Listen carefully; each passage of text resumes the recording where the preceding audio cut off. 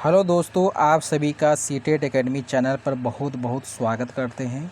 आज हम लोग सीटेट से रिलेटेड ईवीएस सब्जेक्ट स्टार्ट करने जा रहे हैं। आप लोग जानते होंगे सीटेट में ईवीएस का 30 प्रश्न जो है फिक्स रहता है। यदि आप मेरा रोज़ाना क्लास करेंगे तो आपको गारंटी है कि 30 में से 30 आप ला सकते हैं। तो चलिए हम लोग बिना देर किए क्लास को स्टार्ट करते हैं।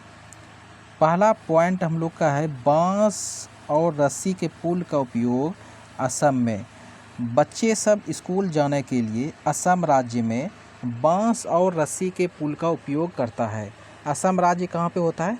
असम राज्य भारत के जो है पूर्वोत्तर राज्य में है और वहाँ पे बच्चे सब स्कूल जाने के लिए बांस और रस्सी के पुल का उपयोग करता है। असम में जो है बारिश बहुत ज़्यादा होती है, इसीलिए असम में जानते होंगे कि वहाँ का घर जो बनाया जाता है वो बांस के खूंटों 3 से 3.5 मीटर की ऊंचाई के ऊपर जो है हल्का पुल्का वाला घर बनाता है। कहाँ पे? असम में। अगला है ट्रॉली। ट्रॉली का उपयोग कहाँ पड़ता है? लद्दाख में। ट्रॉली का उपयोग लद्दाख के बच्चे स्कूल जाने के लिए करते हैं। तो प्रश्न आएगा कि ट्रॉली का उपयोग कहाँ पे होता है? तो क्या जवाब देंगे? लद्दाख। ट्रॉली लॉ है, लॉ से लद्दाख। ट्रॉली कहाँ पे उपयोग होता है? लद्दाख में। सीमेंट पुल समान क्षेत्र या पानी के ऊपर। वल्लम का उपयोग होता है केरल में। वल्लम क्या है? एक लकड़ी की छोटी नाव। वल्लम क्या है? एक लकड़ी का छोटा नाव होता है, उसमें बच्चे सब स्कूल जाता है। तो हम लोग क्या सीखे अभी यहाँ पे ये सीखे असम राज्य में बच्चा सब स्कूल जाने के लिए बांस और रस्सी का उपयोग करता है, लद्दाख में ट्रॉली का उपयोग किया जाता है और केरल में वल्लम का उपयोग किया जाता है। वल्लम एक लकड़ी का छोटा नाव होता है, उसी का उपयोग केरल में करते हैं। ऊँट गाड़ी जो है राजस्थान में करते हैं लड़का सब, बच्चा सब। और बैलगाड़ी का उपयोग जो है मैदानी इलाकों में या गाँव में। आप लोग गाँव में यदि गांव के होंगे तो आपने गांव में देखे होंगे बैलगाड़ी का जो उपयोग जो है गांव के लोग करते हैं। आगे हम लोग चलते हैं। रास्ते पथरीले और असमान है पहाड़ों में। उत्तराखंड जो पूरा राज्य है वो पहाड़ी इलाका है, तो बोल रहा है कि वहाँ का जो रास्ता होता है वो पथरीला होता है और असमान होता है, कहीं ऊंचा है, कहीं गहरा है, कहीं गड्ढा है। तो इसीलिए हम लोग क्या देखें यहाँ पे कि उत्तराखंड में जो रास्ते होते हैं वो पथरीले हैं और असमान हैं। अब हम लोग पक्षी के बारे में पढ़ते हैं। ज़्यादातर पक्षियों की आंखें उनके सिर के दोनों तरफ होती है। पक्षी एक ही समय में 2 अलग अलग चीज़ों पर नज़र डाल सकते हैं। क्या लिखा है यहाँ पे कि पक्षी की आंखें जो होता है वो सिर के दोनों तरफ होता है। अगर सिर के दोनों तरफ आंख रहेगा तो वो एक ही समय में 2 अलग अलग चीज़ों को देख सकता है। जब ये बिल्कुल सामने देखते हैं तो उनकी दोनों आंखें एक ही चीज़ पर होती है। ज़्यादातर पक्षियों की आंखों की पुतली घूम नहीं सकती, वे अपनी गर्दन घुमाकर ही आसपास को देखते हैं। आप लोगों ने मैना को देखे होंगे, वो बार बार जो है अपना गर्दन को हिलाती है। काहे हिलाती है? वो इसलिए हिलाती है कि उसकी आंखों की जो पुतली होता है वो हिलता नहीं है, वो एक जगह स्थिर रहता है, इसीलिए वो अपने गर्दन को हिलाकर ही आसपास की वस्तुओं को देखता है। हम लोग जैसे मनुष्य है तो हम लोग का आंख का पुतली जो होता है वो जो है घूर सकता है, इसीलिए हम लोग जो है सीधा में रहते हुए भी बगल की वस्तुओं को देख लेते हैं पुतली को घुमा करके। लेकिन पक्षी में ऐसा गुण नहीं होता है। बहुत सी पक्षियों ऐसा है उसकी आंखें स्थिर रहता है, इसलिए वो बार बार अपनी गर्दन को घुमाती है आसपास की वस्तु को देखने के लिए। आगे हम लोग चलते हैं। जब दोनों आंखें एक ही चीज़ पर केंद्रित करते हैं तो उनकी चीज़ें पूरी दूरी का एहसास होता है, और जब अलग अलग चीज़ों पर केंद्रित करते हैं तो उनका देखने का दायरा बढ़ता है। चील, बाज, गीद जैसे पक्षी हमसे 4 गुना ज़्यादा दूर देख सकते हैं। ये सीटेट का फेवरेट है। ये जो है सीटेट का बहुत ही फेवरेट क्वेश्चन है कि वो कौन सा पक्षी है जो हमसे 4 गुना ज़्यादा दूर देख सकती है। तो उसका आंसर क्या होगा? उसका आंसर होगा चील, बाज और गीद। ये सब क्या करता है यदि हम लोग 2 मीटर की दूरी पर एक जगह से देख सकते हैं तो वह वो उसी स्थान से जो है लगभग 4 गुना यानी 8 मीटर की दूरी को देख सकता है। कौन कौन? चील, बाज और गीद। याद कर लीजिए इसको, चील, बाज, गीद, ये तीनों क्या करता है? मनुष्य से 4 गुना ज़्यादा दूर देख सकते हैं।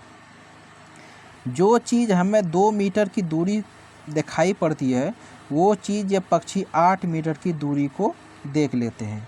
उसी के बारे में दिया था। आगे हम लोग चलते हैं।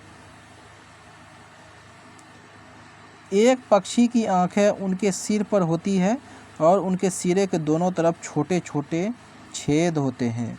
उन्हीं छेद की मदद से पक्षी सुनते हैं। उसका जो सिर के दोनों तरफ जो छोटा छोटा छेद होता है, कान हल्का छोटा छोटा जो हम लोग को दिखता नहीं है, उसी छेद की मदद से जो है पक्षी सुनता है। छिपकली के भी छोटे छोटे छेद कान होते हैं। आगे हम लोग चलते हैं। मगरमच्छ के भी छोटे छोटे छेद कान होते हैं लेकिन हमें आसानी से देख नहीं सकते। मगरमच्छ को देखे होंगे कि उसका कान दिखाई नहीं देता है, लेकिन उसको भी कान होता है, लेकिन बहुत ही छोटा छोटा छेद होता है जो कि हम लोग आसानी से देख नहीं सकते हैं और वो उसी से जो है सुनता है। जानवरों पर अलग अलग पैटर्न उनकी त्वचा पर बालों के कारण होता है। हम लोग जैसे गाय देखे होंगे या कोई जानवर देखे होंगे जिस पे जो है सफ़ेद या लाल दिखाई देती है, वो किसके कारण दिखाई देती है?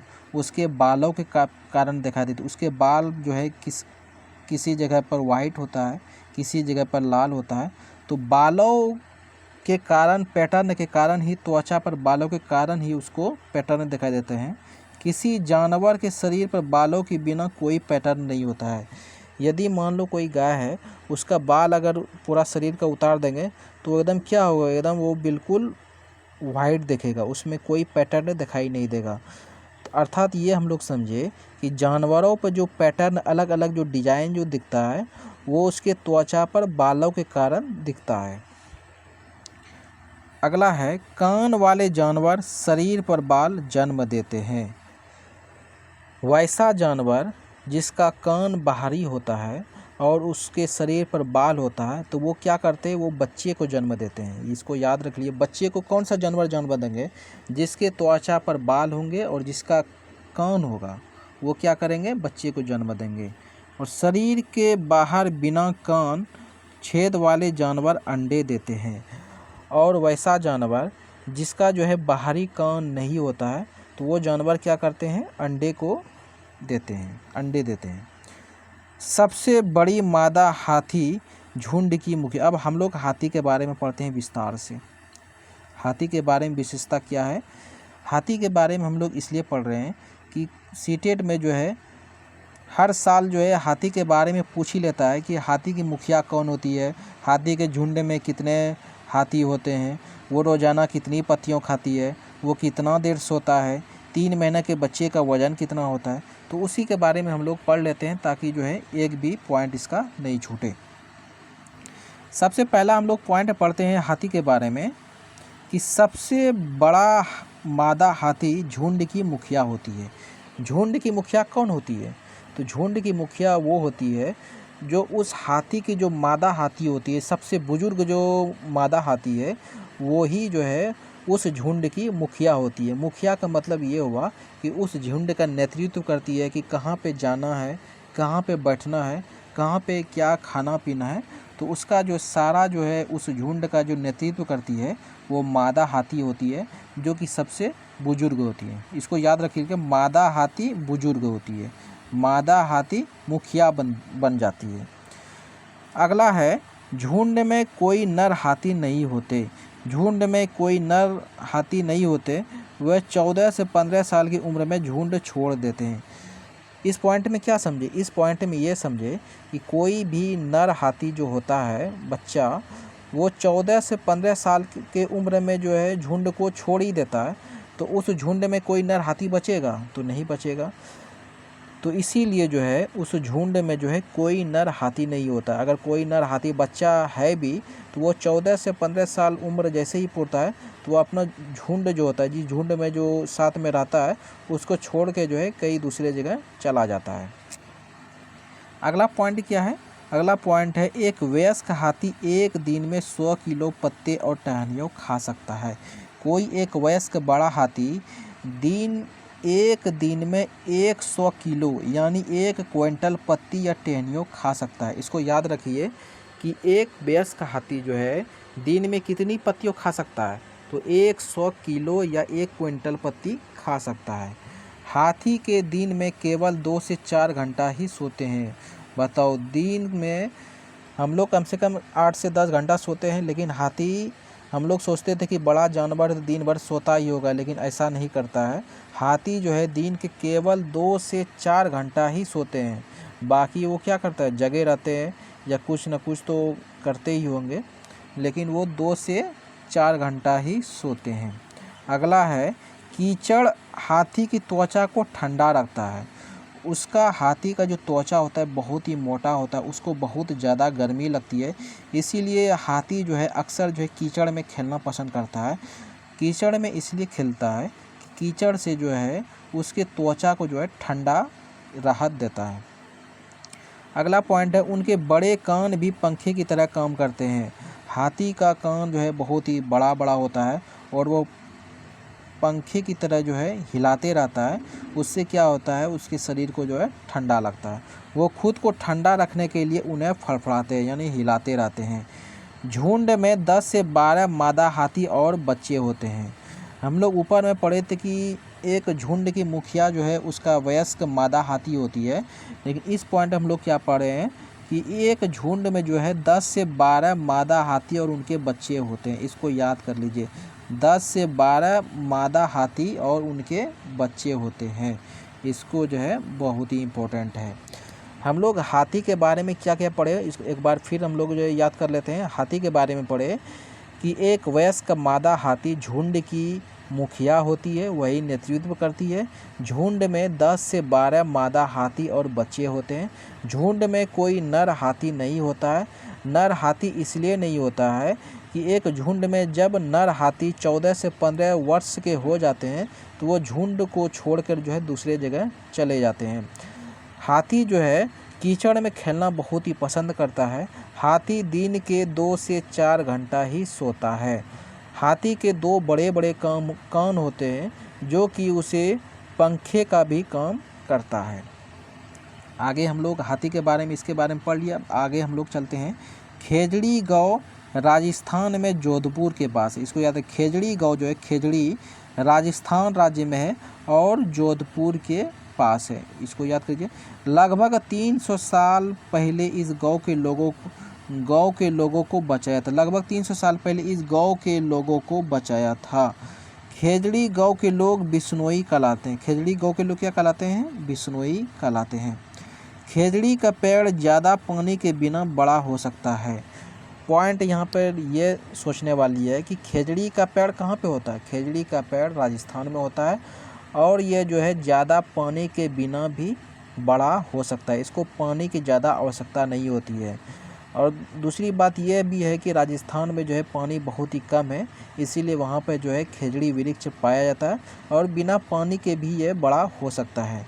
यह फलियों देता है। ये क्या देता है? ये फलियों देता है और कीड़ों से प्रभावित नहीं होता। इसमें जो है कीड़ा नहीं लगता है। किसमें? खेजड़ी वृक्ष में कीड़ा नहीं लगता और ये फलियों देती है। आगे हम लोग पढ़ेंगे। बिहार के मुजफ्फरपुर ज़िले में बोचाचा गांव है। मधुमक्खियों अक्टूबर से दिसंबर तक अंडे देती है। मधुमक्खी जो है उसका अंडा देने का समय जो सबसे बेस्ट माना जाता है वो माना जाता है अक्टूबर से दिसंबर। इसको याद कर लीजिए, अक्टूबर से दिसंबर तक इसका बेस्ट, इसको अंडा देने का समय माना जाता है। किसका? मधुमक्खी का। आगे हम लोग देखते हैं। प्रत्येक मधुमक्खी छत्ते में एक रानी मधुमक्खी होती है। प्रत्येक मधुमक्खी का जो छत्ता होता है उसमें सिर्फ एक ही रानी मक्खी होता है। ये नहीं कि 10-12 होते हैं, 10-12 नहीं होते, सिर्फ एक ही रानी मधुमक्खी होता है जो अंडे देती है। मतलब कि रानी मधुमक्खी जो एक होती है वही अंडे देती है। छत्ते में केवल कुछ नर होते हैं। हम लोग मधुमक्खी के बारे में क्या पॉइंट सीखे? हम लोग सीखे कि छत्ते में जो है केवल कुछ ही नर होते हैं, बहुत ज़्यादा नहीं होते हैं, और प्रत्येक मधुमक्खी के छत्ते में एक रानी मक्खी होते हैं जो कि अंडा देने का काम करते हैं। अगला पॉइंट है, छत्ते में अधिकांश मक्खियाँ श्रमिक होती है। श्रमिक मतलब होता है काम करने वाली। तो छत्ता में जब तक वो काम नहीं करेंगे, रस चूस के नहीं लाएंगे तो शहद कैसे बनेगा? तो इसीलिए कोई भी मधुमक्खी का जो छत्ता होता है उसमें अधिकांश मधुमक्खियों जो है काम करने वाली होती है और नर मक्खी जो है बहुत ही कम होता है। इसको याद कर लीजिएगा। क्वेश्चन में आता है कि छत्ते में जो है नर मक्खी बहुत ज़्यादा होते हैं, तो ये गलत है। क्या होता है कि बहुत ही कम होता है, बल्कि अधिकांश मक्खियाँ जो है वो श्रमिक होती है, काम करने वाली होती है। आगे हम लोग देखते हैं, श्रमिक के रूप में नर मक्खियों की कोई विशेष भूमिका नहीं होती है। श्रमिक के रूप में नर मधुमक्खियों की कोई विशेष भूमिका नहीं होती है। पहला पॉइंट हम लोग नर मधुमक्खी के बारे में कि पढ़े कि ज़्यादा मधुमक्खी नर नहीं होते हैं, लेकिन काम करने के रूप में भी नर मक्खियों का कोई खास योगदान नहीं होता, उसका कोई काम है ही नहीं, काम भी नहीं करता है वो, तो इसीलिए वो ज़्यादा नर मक्खी नहीं रहता है। तो हम लोग मधुमक्खी के बारे में पढ़ ली। अगला हम लोग पॉइंट पढ़ते हैं, ट्रेन कच्छ गुजरात में गांधी धाम से शुरू होती है। गुजरात का अब देखो खाना क्या है। गुजरात का खाना है ढोकला, चटनी, नींबू चावल, मिठाई के साथ। इसको याद कर लीजिए, क्या क्या है? ढोकला, चटनी, नींबू चावल, मिठाई के साथ। मडगांव गोवा में, इसको याद कर लीजिए, मडगांव कहाँ है? गोवा में है। गोवा से केरल तक के मार्ग में कुल 2000 पुल और 92 सुरंग है। कितना पुल है? गोवा से यदि केरल जाते हैं तो लगभग 2000 पुल मिलता है और 92 सुरंग मिलता है। आगे हम लोग देखते हैं, कोझिकोड दक्षिण भारत के केरल राज्य में मलाबार तट पर एक शहर है। कोझिकोड जो है एक शहर है, वो कहाँ पे पड़ता है?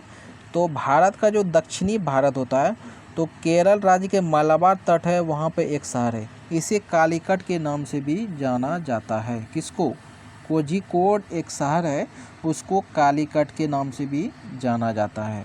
गुजरात से केरल के रास्ते में ट्रेन पार करती है महाराष्ट्र, गोवा, कर्नाटक, फिर भारतीय राज्य केरल पहुंचती है। गुजरात से यदि केरल जाती है ट्रेन तो किसको किसको पार करती है? गुजरात से पहले महाराष्ट्र जाती है, महाराष्ट्र से फिर गोवा, गोवा से फिर कर्नाटक, और कर्नाटक के बाद फिर केरल जाती है। लगभग कितने राज्य को पार करती है? पहला महाराष्ट्र, दूसरा गोवा, तीसरा कर्नाटक, और फिर पहला नंबर पर कौन था? गुजरात और केरल। मतलब कि 5 राज्य को क्रॉस करते हुए गुजरात से केरल जाती है। अब हम लोग कुछ बोली जाने वाली जो है भाषा हम लोग देख लेते हैं। भाषा क्या क्या है उसके बारे में देख लेते हैं। मलयालम भाषा जो है वो कहाँ पे बोला जाता है? केरल में। इसको याद करिए, मलयालम भाषा जो है वो केरल में बोला जाता है। कोंकणी भाषा कहाँ बोला जाता है? कोंकणी आपका कर्नाटक हो गया, महाराष्ट्र और गोवा और केरल के कुछ हिस्सों में। कोंकणी सीधा याद रखिए, कर्नाटक, महाराष्ट्र और गोवा। कोंकणी भाषा कहाँ बोला जाता है? कर्नाटक, महाराष्ट्र और गोवा। मराठी भाषा कहाँ पे बोला जाता है? तो मराठी भाषा जो है महाराष्ट्र और गोवा ये सब में बोला जाता है। गुजराती भाषा तो गुजरात हो गया। कन्नड़ भाषा कहाँ बोला जाता है? कन्नड़ भाषा जो है कर्नाटक, आंध्र प्रदेश, तमिलनाडु में बोला जाता है। तो इसको याद कर लीजिए, एक बार फिर देख लेते हैं। मलयालम भाषा केरल, मलयालम भाषा कहाँ पे? केरल। मलयालम भाषा कहाँ? केरल। कोंकणी भाषा कहाँ पे? कर्नाटक, महाराष्ट्र और गोवा। मराठी भाषा कहाँ पे? महाराष्ट्र और गोवा। गुजराती भाषा कहाँ हो गया? गुजरात। कन्नड़ भाषा कहाँ हो गया? कर्नाटक। आगे हम लोग चलते हैं। आगे हम लोग जो है अगला नेक्स्ट क्लास वीडियो में पढ़ेंगे। आज हम लोग क्लास यहीं तक रखते हैं। आप लोगों को यदि ये वीडियो पसंद आता है तो प्लीज़ इस वीडियो को जो है शेयर कर दीजिए और इस चैनल को जो है सब्सक्राइब कर दिए, क्योंकि ये अभी चैनल न्यू है, इसमें जो है अभी ज़्यादा वीडियो अपलोड नहीं हुआ है। आप लोग का बहुत ही सहयोग चाहिए इसमें, इसीलिए अगर आपने ये वीडियो को देख रहे हैं तो प्लीज़ जो है इस चैनल को सब्सक्राइब करना नहीं भूलिएगा। तो क्लास को यहीं तक रोकते हैं, तब तक के लिए जय हिंद।